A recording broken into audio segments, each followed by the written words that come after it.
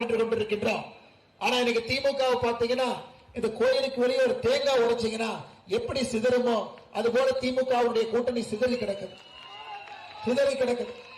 அக்கா பிரேமலதா விஜயகாந்த் மேடையில் ஏத்துனீங்கன்னா அக்கா கொஞ்சம் ஸ்டாலின் அண்ணன் பத்தி நல்லா சொல்லுங்கன்னா பிரேமலதா விஜயகாந்த் அக்கா மைக் எடுத்து எங்க அண்ணன் நல்லவர் தான், ஆனா கொஞ்சம் பாலியல் வன்கொடுமை, எங்க அண்ணன் நல்லவர் தான், கொஞ்சம் போதை பழக்கம். ஒரு படத்துல விவேக் சொல்லுவார், நான் நல்லவன் தான் எப்ப சரக்கு அடிப்பேன்னா கஞ்சா போடும் போது, எப்ப சரக்கு வாங்குவேன்னா பீடி குடிக்கும் போது. அந்த மாதிரி திராவிட முன்னேற்ற கழகத்தில் இருக்கக்கூடிய எல்லா தவறுகளையும் பிரேமலதாக்கா சொன்னாங்க. அன்னைக்கு தான் தெரிஞ்சது விஜயகாந்த் ஐயாவுடைய ஆவி பிரேமலதாக்கா உடம்புல பூந்திருச்சிருக்கிறது.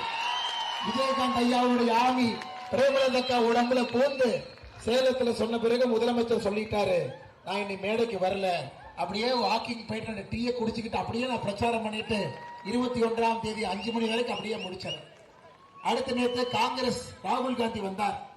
நாங்கள் ஒரே மேடையில் இருக்க மாட்டோம் என்று தெற்கிலே ராகுல் காந்தி, தமிழ்நாட்டினுடைய வடக்கு பகுதியிலே ஸ்டாலின் அவர்கள் ஒரு மேடையில கூட இல்லை. ஆனா ராகுல் காந்தி அவர்கள் பேச்ச மொழிபெயர்த்ததை பாத்தீங்களா? செல்ல பெருந்தகை அவர்கள் மொழிபெயர்த்ததை பாத்தீங்களா? அதை விட மோசமாக ஒரு மொழிபெயர்ப்பு ஒரு கட்சியை என்னோட வாழ்க்கையில் நான் பார்த்தது கிடையாது. காங்கிரஸ் எதிர்கட்சி தலைவர் பேசுவது மாநில தலைவருக்கு புரியல, அப்படி எப்படிங்க எப்பங்க நமக்கு புரியும்? நமக்கே புரியல. அதனால காங்கிரஸையும் நீங்கள் நிராகரிக்க வேண்டும். கம்யூனிஸ்ட் கட்சியினுடைய மாநில தலைவர் சண்முகம் அவர்கிட்ட போய் கேட்கிறாங்க, அண்ணே ஒரு ஊழல் கட்சியோட கூட்டணி வச்சிருக்கிறீங்களே.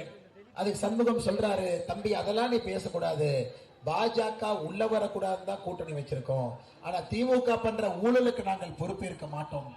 அருமை சொந்தங்களே, இது பாத்தீங்கன்னா ஐயா, ஒரு தேங்காயை உடைச்சிங்கன்னா எப்படி சிதறுமோ அதுபோல திராவிட முன்னேற்ற கழகத்தினுடைய கூட்டணி கட்சிகள் எல்லாம் வணக்கம் திராவிட முன்னேற்ற கட்சிகளுடைய கூட்டணி கட்சிகள் எல்லாம் சிதறி கிடக்குது.